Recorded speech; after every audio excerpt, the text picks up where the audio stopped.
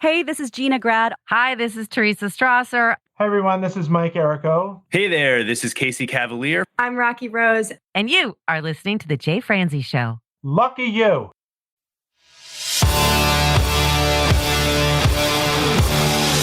Welcome to The Jay Franzi Show. A behind-the-curtain look at the entertainment industry with insights you can't pay for and stories you've never heard. Now, here's your host, Jay Franzi.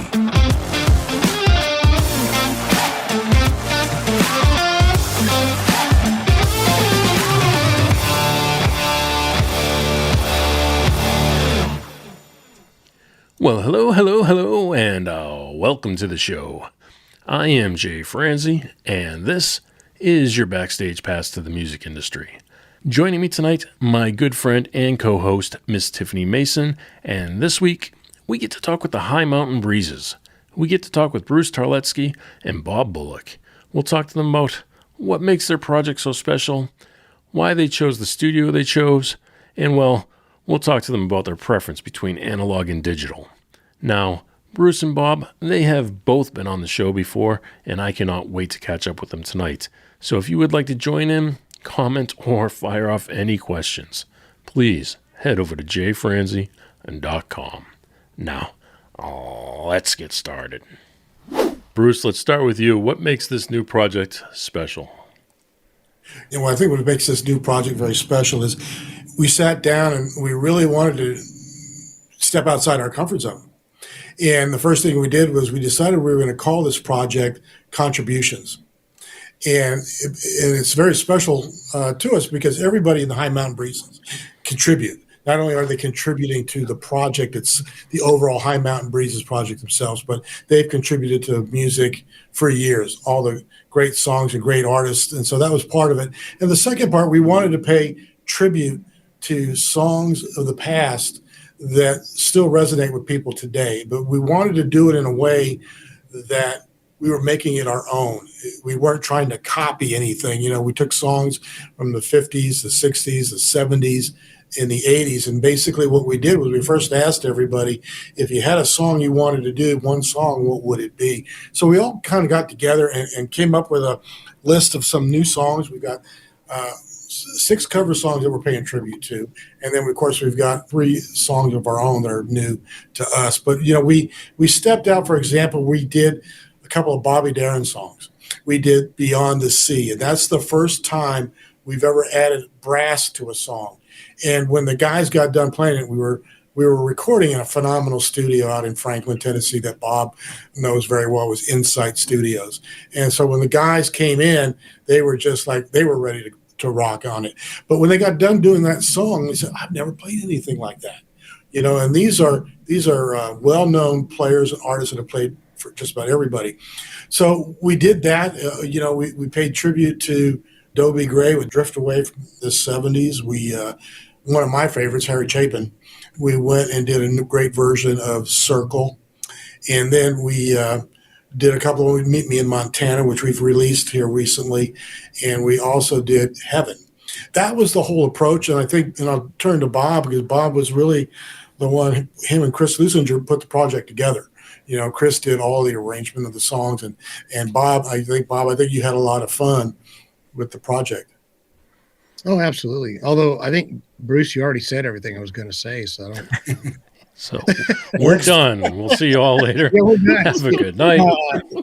No, I mean, to elaborate, you know, on everything you just said is that is what makes this, you know, special and fun is we took these songs and as a producer, knowing that it's not going to do us any good. And if we're going to, it's something that's just not going to go well with, it's going to be that we're just copying old songs and redoing them. So the idea, and Chris Lusinger did have a lot to do with helping with making special arrangements, is we tried to make each song something special on its own and make them different. So to a new audience, a younger audience, it's just a fresh new version of a classic song. To an audience that is older, that knows the songs from the original, like Meet Me in Montana, for example, everything, I think our version is different. So it's just, you know, it doesn't sound like we tried to just copy something, and that was the intention. So it's been a lot of fun to do. Bobby Darin songs, to get some horns and do all that. All the lead vocalists did a fantastic job too. So a lot of it was casting.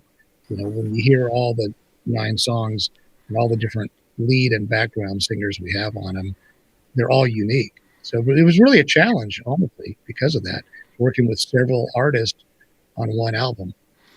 Let's take a step back for just a quick second. Bruce mentioned, Bob, that you and Chris arranged this, put this together.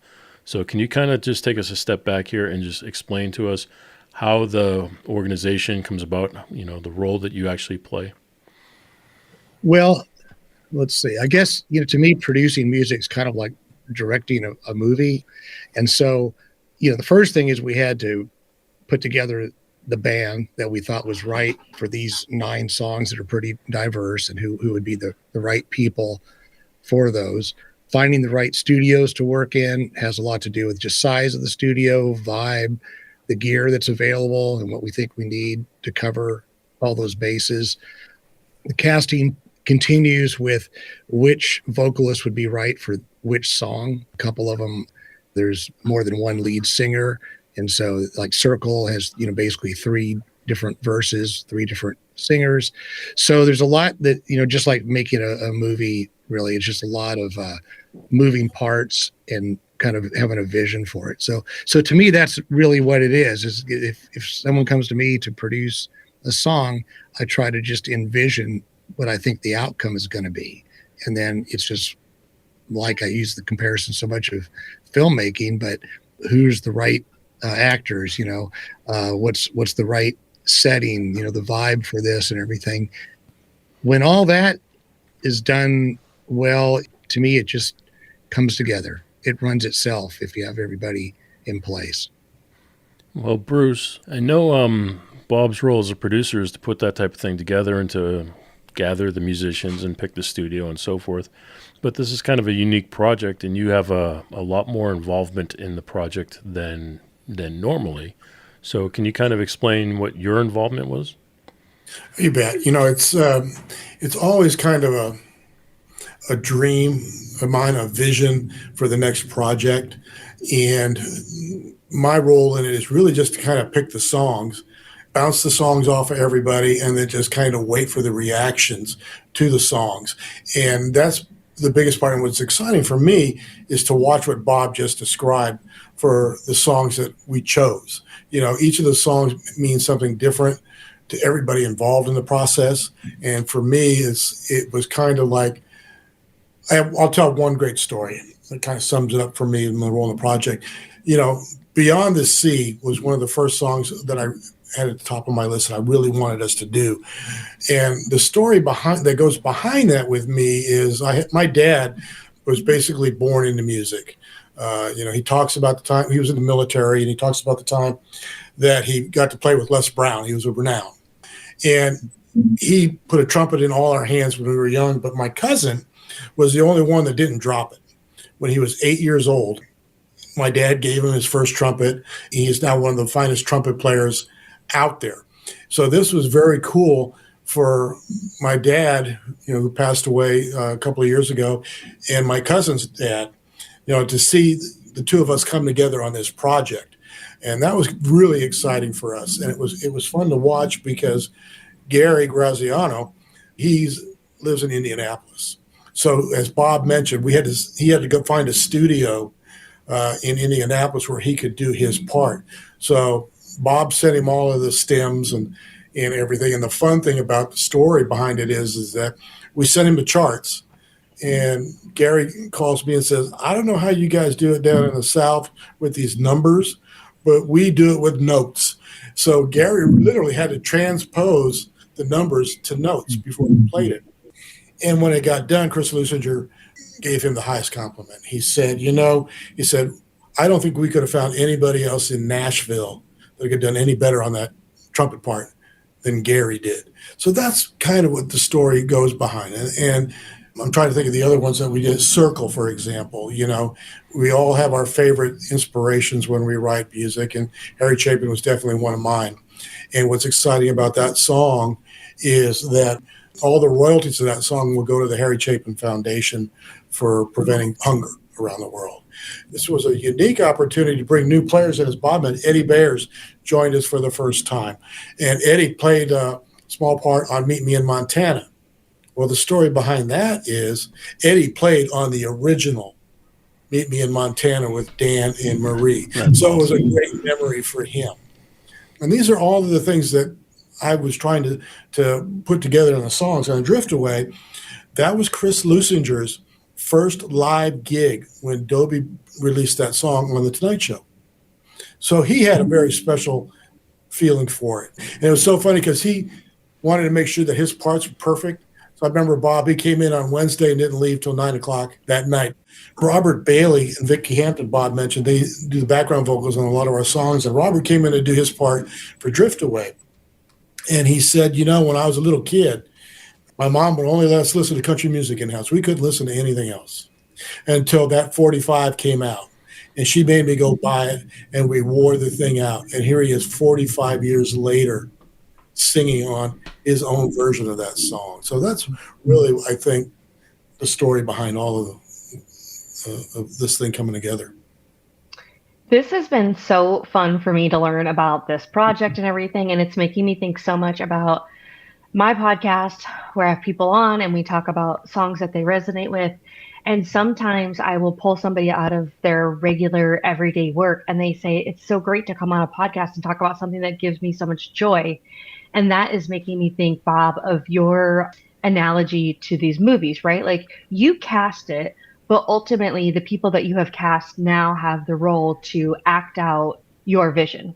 And I just love the fact that everyone's having fun and it's a more creative collaboration opposed to you do it this way. And, like there's a little bit, there's still structure, of course, but it's a little bit more loose and a little bit more creative and they're getting to really do their own thing. So I think that that's such a great project that you guys are working on and how it's all coming to life and the way that everyone's getting to enjoy it, just have it be a fun outlet for them. Yeah, you're right. It's a loose script. Basically we have a chart of the songs and in this case, Chris Lusinger and I, went over all the original recordings, demos, and I guess put together a storyboard, you might say, of what, the arrangements could be a little different. Yes, it's always been my belief when you cast all the right people, you have all the elements done well, that with a loose script, everybody gets a chance to do their part. And they're all virtuosos of their instruments. That's the other thing, So I recognize if I have like Mark Beckett play drums, it's not a whole lot you have to say to Mark Beckett. This is kind of the feel of the song. This is kind of what, would kind of like to be. And then you just let them do it.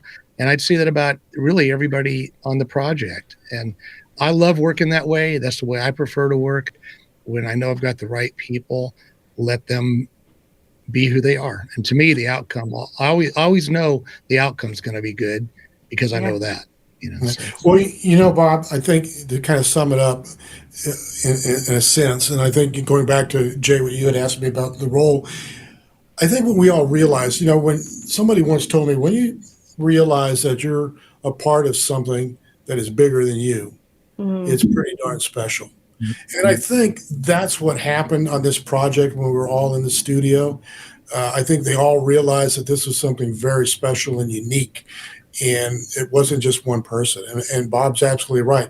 I mean, everybody adds to the creativity and those types of great things. One of the things, Bob, you talked about the casting. And one of the things that we walked out of there on that Wednesday and said, I think we've taken things to the next level. And if you've heard the two songs we've released so far, you probably will agree with that. But on the casting side, we brought Chris Lusinger, when he was working with Bob on the arrangement for Beyond the Sea, thought of somebody who turned out to be just an amazing artist. Her name is Minnie Murphy. And Minnie is a jazz blues singer. And she came in and recorded, and we all just went, where have we been for the last 10 years? You killed it, yeah. I'll tell you a funny story about that too, because we had as much singing done live with the band playing as we could, but we also had to come back in and do some overdubs. We didn't do a lot, but we had to, I think in Minnie's case, maybe we couldn't have her for the live recording. I'm trying to remember now. Yeah, she wasn't available for the live recording. So we had to kind of do a scratch and do the tracks without her. And when she came in with, she had the crud, head cold and everything. And she walked in and she just sounded awful. And I looked at Kyle Hirschman, who's my co-engineer and everything, and I said, I don't think we're going to get vocals today. She said, I've got this stuff, and that's kind of typical in Nashville anyway, with allergies and all that stuff. She said, just give me a few minutes, let me make some tea. I think I can work this out. And I wouldn't have believed it, honestly. I was thinking, okay, we're going to have to look at a reschedule. And she went into the lounge and she got some tea and she came back in and she cleared her throat a few times. And she said, I think I can do this, And I thought, okay, well, we'll try it. But if it's not 100%, we don't have to do it today. And I mean, she just killed both those songs. Put back parts. Just rose right to the occasion, like someone coming up on stage and going, the show must go on. And I was pretty knocked out by that, and she did it. So she definitely did. And, unique thing too, we talk about on the spot creativity. When she got done doing one song she's doing is I'm Beginning to See the Light, which is the greatest 2 minutes and 17 seconds you will hear from the HMB players. I mean, oh my gosh. Well, as she was doing that, Chris Lusinger said, can you give us some oohs parts of the song? So when you listen to that song and you hear that was just a spur of the moment thing that she did. And, we had Sam Levine came in and played saxophone on 2 of those songs. So it just was a pretty classic thing. I think we all walked out when that was done and went, whoa, this is pretty cool. So, the process, Jay, like you were asking about. So the process is getting everything ready on the front end, having the studio ready to go, have everything where everyone can just be creative. And then when we cut the basic tracks, like I think in the case of Mindy couldn't be there when we cut those 2 Bobby Darin songs, we leave a lot of holes. We're not trying to complete them. We're trying to get all the basic rhythm section stuff done. And then that gives me an opportunity, which is great, to take a breath, take them home to my studio, listen and see what we have, and then kind of start imagining things that could be added, different instrumentation, things we could add. And then the way we do get to work these days, which is fairly new, but it works really well, is I can, after the fact, contact, one of the musicians and say, I think maybe in this chorus, we could add maybe an accordion part, maybe just a pad. And they're set up also at home and they can send that to me, or steel guitar part or something. They can send me a couple things and then I can edit in, what I think works and what doesn't. Mark Beckett was our main drummer, but we've worked with Eddie Bears for years and years. In fact, Mark Beckett and Eddie Bears switch off at the work in the Grand Ole Opry, and right. Eddie's just, he's just a master. So I had an opportunity to bring Eddie in just to do some percussion and stuff like on Montana, because he actually was the drummer on the original record. So we kind of worked him in to do some things. And that's kind of how we tried to have the same musicians, but take a breather and then maybe have Chris Lusinger do some guitar overdubs later, and I could fit all that in. And then I could actually build the record a little at a time. I want to get into this a little deeper with the production and, the studios and so on. But before we do, you guys have both mentioned Chris. And I know, Bob, working with you in the past, I know your connection to Chris. But Bruce, did you know of Chris before working with Bob? Yes, Chris I've been doing this 15 years, and Chris has been there from day one, as have the core players of Chris, Mark Duncan, Michael Spriggs, Catherine Marks. We've all been together since 2000, 15 years now. But Chris has definitely been a part of it from the very get-go. Chris introduced me to you. Right. Yeah. So actually, we won't go to that story anymore. yeah, but isn't that kind of how that all? That's exactly how it happened.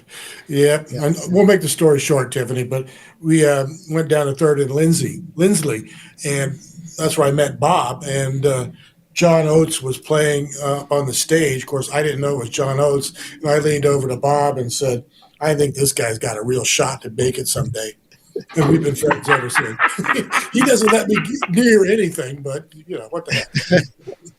Yeah, it's like if you just hook up with that guy Hall, then. But no, I think as I recall, you were doing some demos with Chris Lusinger and a few of the musicians, and then somehow I got involved with you, and then it started turning more into this High Mountain Breezes contributions and kind of expanding the band, really, the band and singers. Yeah. And I think you're talking about expanding the singers. I mean, you're absolutely right. I mean, on this project we added some new singers to the program. On Circle, and we were looking for that third or fourth vocal to add to it. And I think Bob, it was you that reached out to Tanya Ankroff. Yeah, Ankroff. And she was on tour with with Amy Grant, and she did the recording. She did her recording on the bus.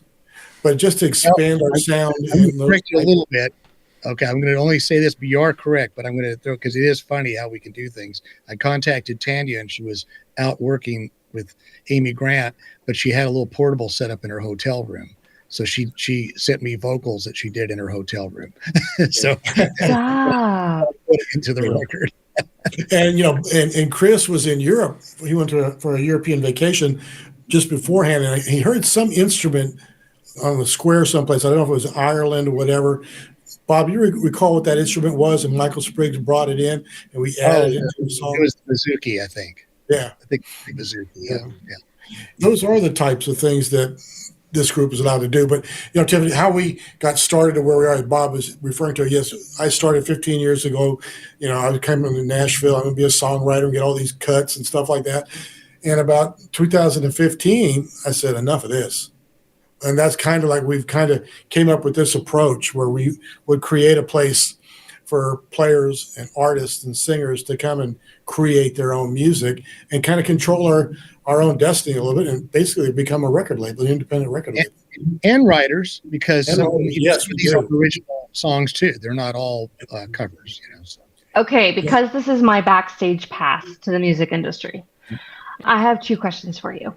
First of all, you said, I hear you saying that you have a new album, and then I heard you say about the album before, but how many albums do you have if you've been collectively at it for 10 years together? We've been collectively at this since 2005, about 10 years. We have 2 albums. We have about 22 songs in our portfolio. Yeah, okay. 2 songs altogether. Yeah, the first album we released in 2021, and we actually had 4 of those songs go number 1 in Europe. Off of that, which is pretty exciting. I love that. And then I want to know why High Mountain Breezes. So at first, when I was listening to some of the interviews, I thought it was High Mountain Breeze, and then it's Breezes.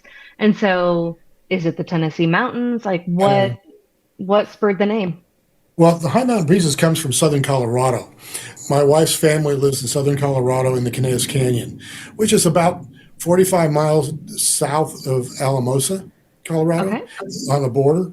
And you always get up into the high country where the aspens are turning and the breezes and the winds and stuff like that. That's the inspiration behind the High Mountain Breezes name. The logo comes from the Smoky Mountains, where I'm not familiar with it completely, but the national park north of Knoxville, up where Dolly Parton lives. That Cherokee? Yeah. And we were standing there getting a photo shoot, and the photographer had somebody hold my scarf behind me. And she said, "I'll count to 3, and then you drop the scarf." And that's how that logo was made. Very good. We've kind of called the band and singers, everybody, the HMB players. So that's kind of how, you see it too. So it's High Mountain Breezes, what you might say is the label. And then these 2 albums that have been put out so far are the HMB players. You'll notice the phrase, the word contributing in front of players, contributing artists, because when we first started, we were just calling ourselves the HMV Players. And it really wasn't reflective because we're like trying to herd cats. So basically, as we really kind of defined who we were, we said everybody's contributing. So we have contributing players, we have contributing artists, we have contributing songwriters. Jan Buckingham is one of our songwriters. We have a marketing team. Janie West, who is one of the finest ARs in Nashville, is a part of our group too. Then we have other folks involved. We have Ed Gertler, who is he's our digital guy. He's the one who gets the songs out. Ed is a veteran of 30 years at Sony Music in Nashville before he retired. So Ed is the one that's responsible for the distribution and getting it out to where we need to go. So the next time you go to Alexa and say, play music by High Mountain Breezes, that's Ed. We have Dustin Soper. Dustin does all our marketing for us, and our imaging, our branding, those types of things. So it's a collection of a lot of folks. We have a gentleman by the name of Monty Lane Allen. Monty is a songwriter. We did Stars in Lahaina. He recorded it. So we have quite a diverse group of folks that it's just not players and singers. There's it's about 25 people all in all. When it's all that's another thing that I love about the project is that, so I'm not from Nashville. I don't have an engineering degree. I am a producer, but I produce podcasts. Anyway, I love that there's so many people that have come together. So I honestly, just with starting my podcast, learned about the different, there's like a quote unquote yellow pages for like, oh, we need a saxophone player tonight. And you just call that person in. And I just think that's like stupid cool to begin with. But now you guys have this amazing list of performers and artists that want to come together and collaborate, and you can't always get the same people all the time. So you just don't know who's going to pop up on all of these different songs. That's so cool to me. Like, absolutely love that these people are just, and Bob, you saying like, you have these holes and then you go and fill them in, or how Mindy put the, ooze in there that she wanted. I just really love the thought behind this and how it comes together and how it's not always the same people, and it's this fun little side project, or not really side project, but you know what I'm saying? Like, it's just a little bit more free flowing. I say the creative process is that to me, it's like you're sculpting something, working with another artist and producing. Recently, we were talking about that. It's like you kind of have a good idea of what you want this to be, but it changes as you go. And so like, you've got a sculpture of a man and the nose breaks off or something. And you go, maybe that should be like a different, maybe they should look to the different direction or something. And you kind of do that. That's the process. So there's a little bit of, planning and structure, or maybe a good amount, but then some of it is just left to, as you add this piece, then you go, oh, well, maybe I didn't hear that before, but maybe this instrument would fit in here, or maybe the song needs some added percussion to give it the motion that maybe it's asking for, and so that's what makes it fun. And then with what you're talking about in Nashville is really one of just a few music communities, and maybe in some ways even the wider spread version of it. But all these musicians and singers and writers, really most of them know each other, and most of them have played together either live or in the studio. So when we come in, it's not like we have one band that is like maybe like the Swampers from Alabama, or the Wrecking Crew from Los Angeles in the 60s and 70s, but they're all musicians that have played together, and all singers that have sung together. And so it's just these different configurations, and we just have a really broad palette. Bob,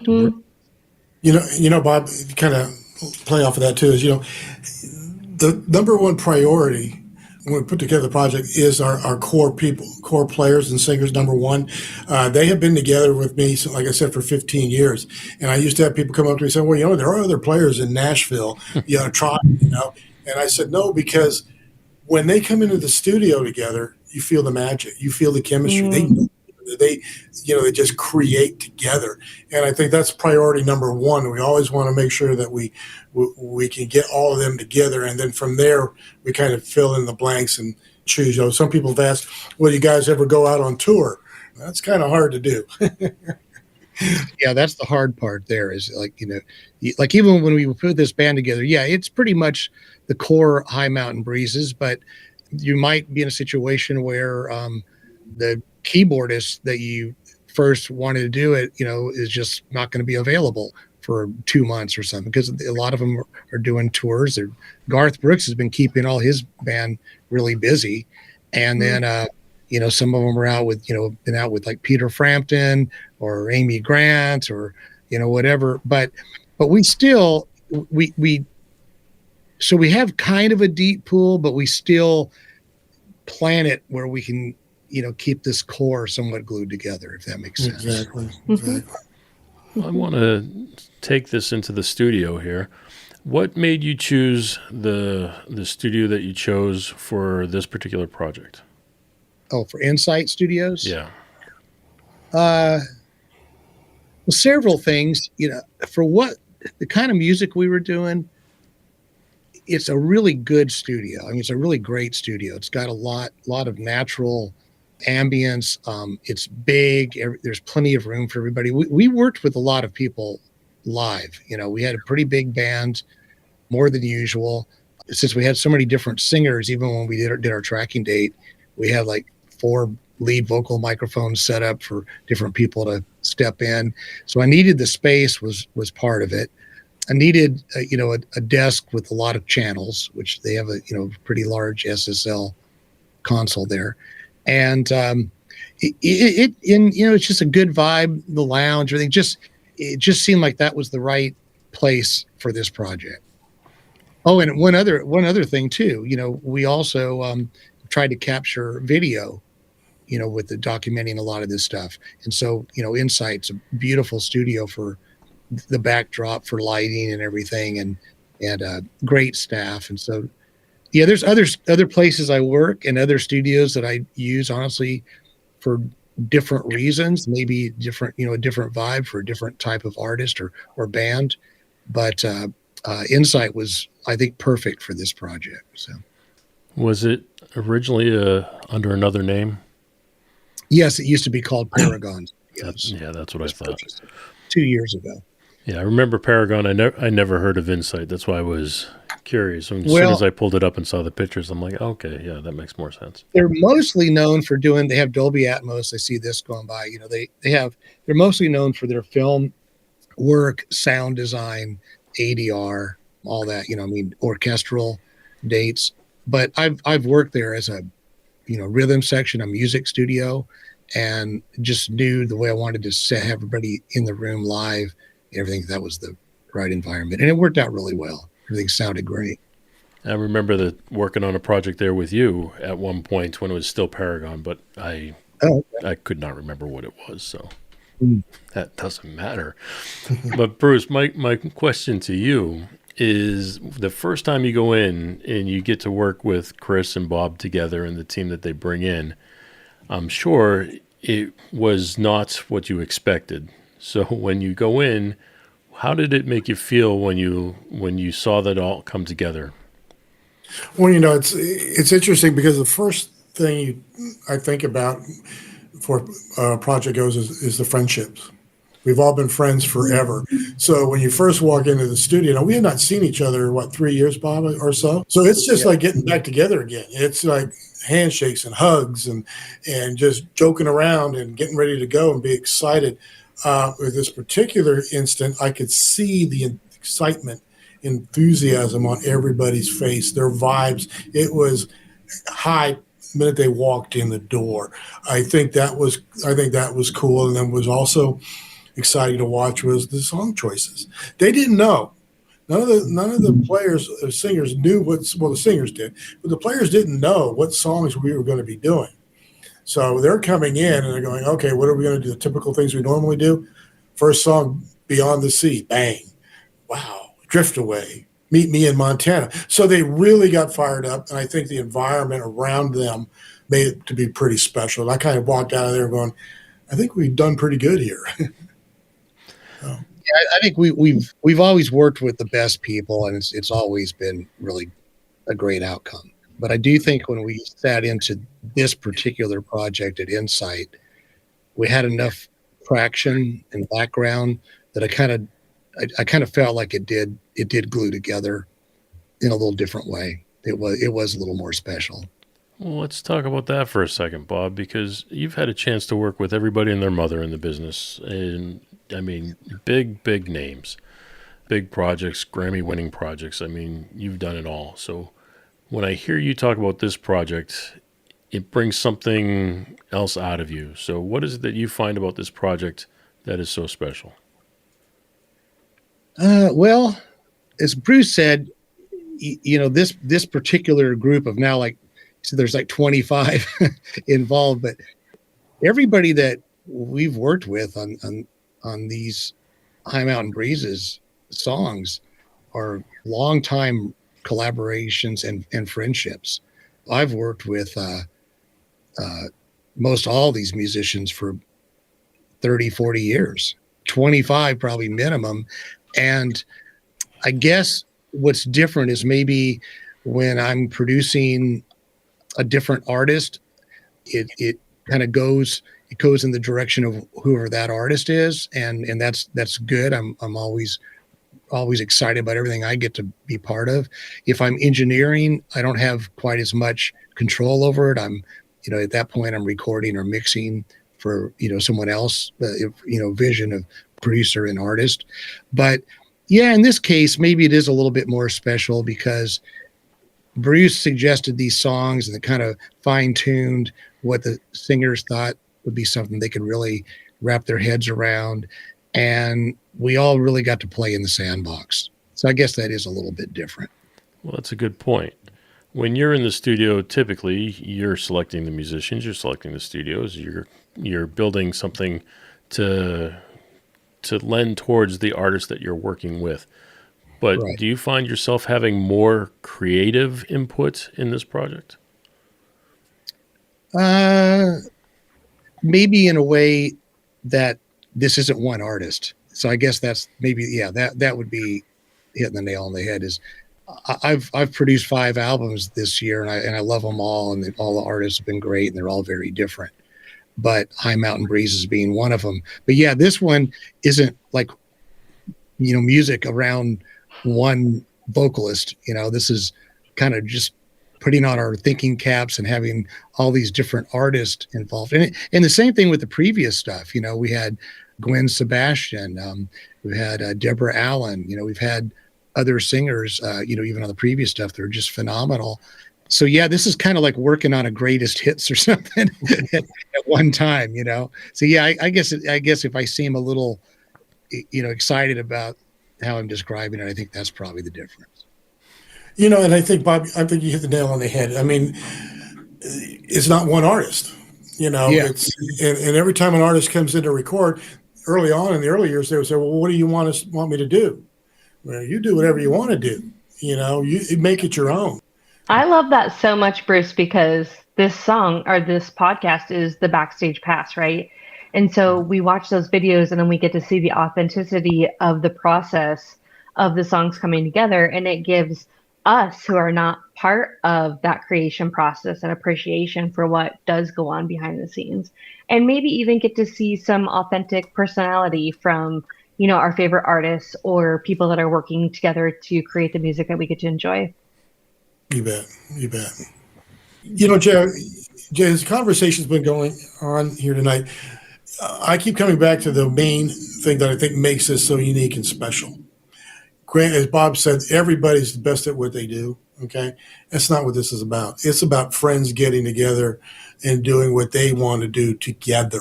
I mean, I've had this conversation with a couple of them, over the years. I was talking to Chris Usinger recently before he went off to Vegas. And I said, well, Chris, what makes this unique is you are getting to leave your own mark. You're making your own music. You're leaving your own mark. You're not doing it for someone else, and that's true. And I think when we got done with this last project, I think everybody went, wow, this is pretty cool. Well, also, Bruce, don't you think it's also being done not in the name of notoriety or fame? It's being done in the name of fun and creation and doing what they love. I'm going to add to that because that's kind of, I guess, I hadn't really given that much thought while we were doing these projects and certainly even the latest one. But I love every project I get to work on, and I take them all very personal. And it's a team. It's always, you know, a village of work with an artist, and how can we make the best record or music for that artist. But yeah, this is different because, like, even I remember Melissa Duvall came in to sing the song Heaven, and I remember talking to her about how should we approach it. And, you know, I remember her saying, just like we've talked about and all this stuff, Melissa, you know, how do you want to sing this song? You know, this is your moment that you know this song. You've sung it, I'm sure, many times in different situations, different venues. And she just did this wonderful, fantastic vocal of it, I thought. So it was all really quite easy, but it was really because, as you said, they all came in saying, instead of them asking, what do you want me to do? Me saying, what do you want to do there? And we just kind of kept it in you know, the rails a little bit, but it was really quite easy. And, you know, and the song choice, don't be mistaken. I mean, yeah, they'll say this is one I want to do, but for every one they want to do, if I gave another one, they weren't afraid to say not no, but heck no. That's just not me, you know. So, and I think Ron Wallace enjoyed the project because Ron does a lot of demo work and stuff like that, but he's a 70s guy. You know, he's Vinyl Radio is their group in Nashville, but he's a 70s guy. So he got to do Drift Away. Man, he loved it. You know, he just absolutely loved it. They were all fantastic. Well, on that note, Bruce, so I'm sure you talk to everybody probably the most. What kind of feedback do you get from the performers when the project is done? Everybody's so humble, you know, and we are a very below the radar type of group. They're very, very humble. They are very thankful. Thank you for including me. That's about it. No one says, hey, what can we do here? What can we do differently? It's just very cool. Very nice. It's all about the friendship. It's all about the relationships. I don't think about Chris as one of the greatest guitar players that ever play the guitar. I think of Chris as a friend. Even though he is. I was just going to say, well, he is. You know, artist. Yeah. I mean, for anybody else who would like to witness that themselves, go see Garth Brooks play right now, and you'll get to experience it. Exactly. I mean, and that's really what it's all about. I mean, and the thing about it is we just don't talk, you know, before a session or during. It's year round, keeping them in the loop. But I think they're really seeing the opportunity that they're having to create their own music, you know, that type of thing. What we're going to be doing is we're going to be releasing singles up to a certain point, you know, because that's really the way to go. I mean, we're going to release the third week in January, Heaven, because we want to hit Valentine's Day. Because the Valentine's Day week is the second largest streaming and downloading week behind Christmas. So we thought that would be a great next release. And then after that, in the late spring, we thought we would do Drift Away, and then we've got a couple more, and then we'll get to the point where we say, okay, let's release the whole thing. So just kind of stay tuned, and we will be releasing them as so you're just keeping us on the line, just one song at a time, and then finally you're going to give it to us, the whole album. Well, it's what I'm hoping happens for us too is I hope what this can turn into, where through the store, through the web, you know, building the website and everything, that we could press vinyl. I still think that's the best way to get music out there, you know, for the people that are really into it and purchase vinyl. It's still my favorite way to listen to music. And so the streaming is a vehicle, and we use it, and it's great to see the numbers go up and the popularity. But if we could get to where we're, you know, selling, if not CDs would be good. But I think there's a lot of people that are, you know, capturing their music libraries on vinyl, you know. I agree. And, Let me ask you this then, Bob. You have experienced all of this. You started back when it was just analog, and now you're working in primarily digital. Do you have a preference? Would you prefer to do one or the other at this point? No, I think I've evolved with it. I mean, I miss some things about analog recording and, just maybe in general, the way we were able to make records, going back like in the 70s, we talked about earlier, having more creative space via larger budgets and time to just go in and chip away, and the analog recording contributed to that because it was a slower process too. So there was a lot more that you had to kind of figure out in decision making. But I like, I still record with an analog equipment. So even though we're using Pro Tools as our tape recorder, it's really just the tape recorder. And then we're using all the same gear, always did analog. And then for mixing, kind of the same thing. I'm using the more probably analog sounding plugins and whatever. So I still feel like I'm kind of keeping a little bit of both worlds, using some of the advantages to the digital technology and still getting some of the sonic value out of the more analog type stuff. Now, Bruce, when you listen to music yourself, do you have a preference whether it's analog or digital? I prefer analog, to be honest with you. Part of the reason I'm kind of pushing that, I'm glad that there's more people that are buying vinyl. I still think it's different if you sit down and put a record on a turntable, and it just sort of forces you to really listen. I mean, that's what we're hoping for. I mean, when I produce music, I'm hoping that instead of people having it just as a backdrop, that they're actually sitting there listening, whether it's in their car or whatever. But a turntable kind of keeps you from stopping. It goes, that whole side's going to play, and it's going to be like a live show. I have a beginning, a middle, and an end to it.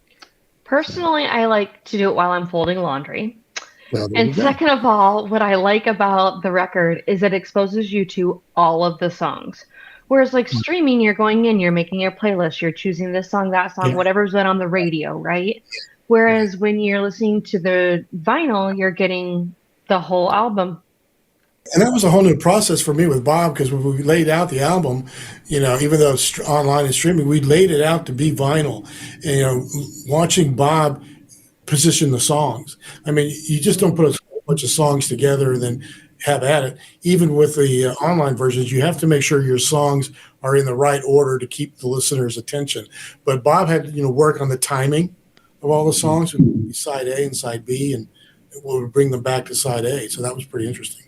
Well, I mean, I personally think that the space between the songs is important. Like, I think I look at making a record like putting together a live performance, a live set, and so the first song should be something that really gets everybody going. It's not, to me, a case of like, what that lyric is necessarily about, or, what key it's in, or any of those things. It's just like what song kind of just really gets your attention. And then you want, hooks you to want to listen to more.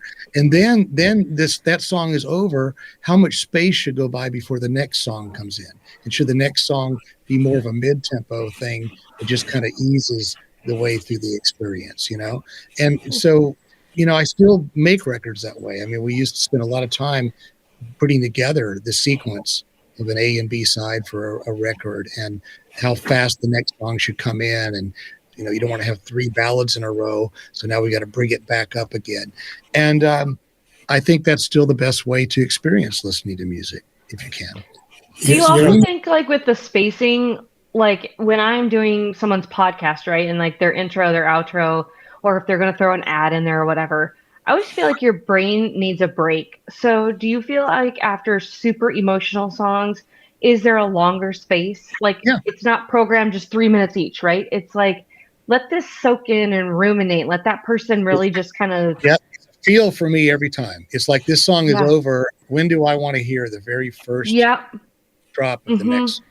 And it's going to be a little later if I'm kind of just processing the previous song. An up tempo going to another up tempo, I might want it to end and then go bang into the next. But that's all part of the experience, I believe. I want to touch on that real quick before we move on. Bob, I completely understand what you're saying about putting the songs together and having the spacing and doing all that stuff. And that's kind of what we do when we assemble and master a project.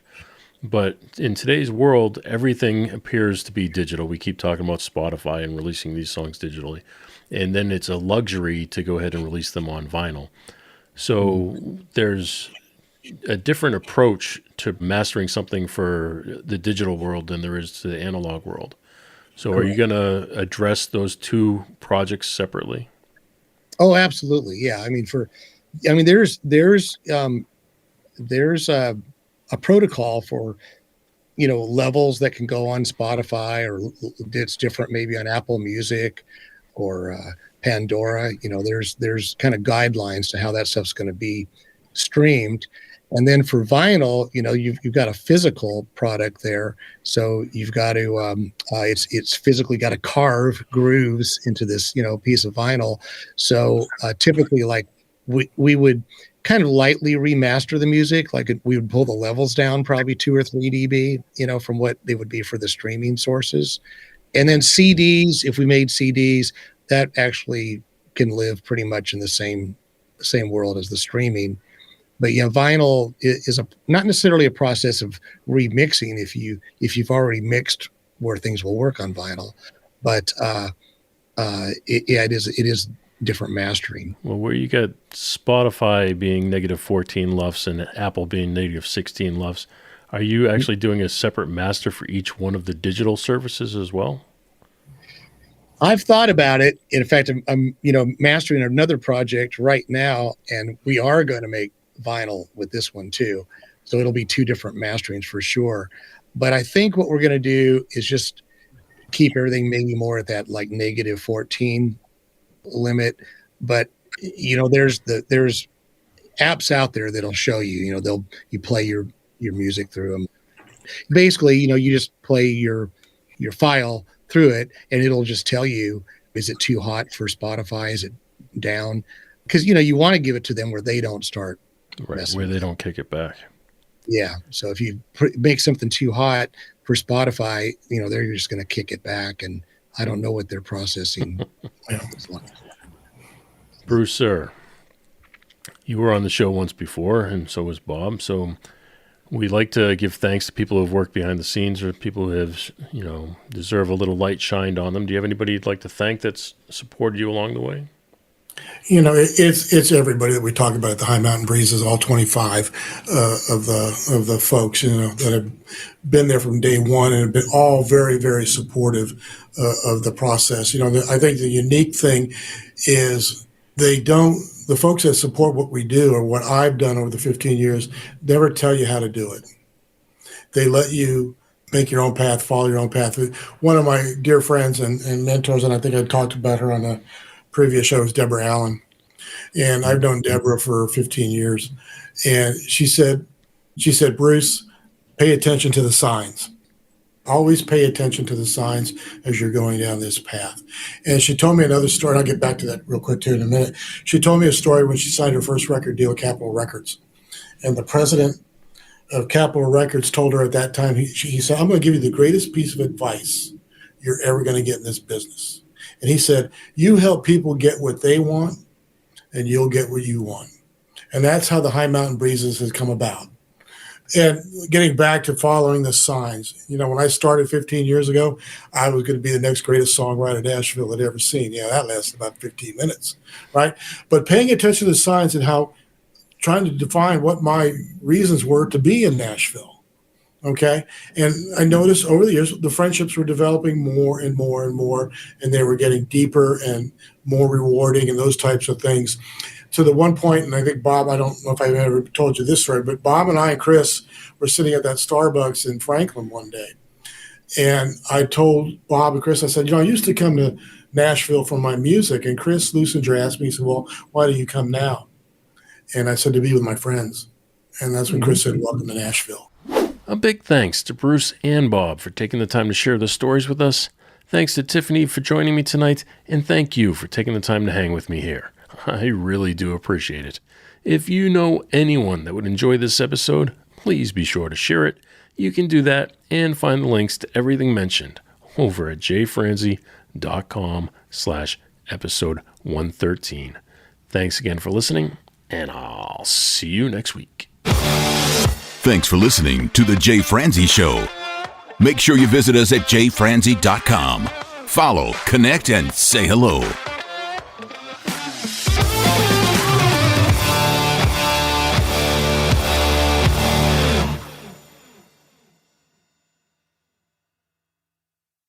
This episode has been brought to you by VR Knives, your source for 100% custom knives made by a true rock star. So, if you're in the market for a new piece of art, reach out to VR Knives.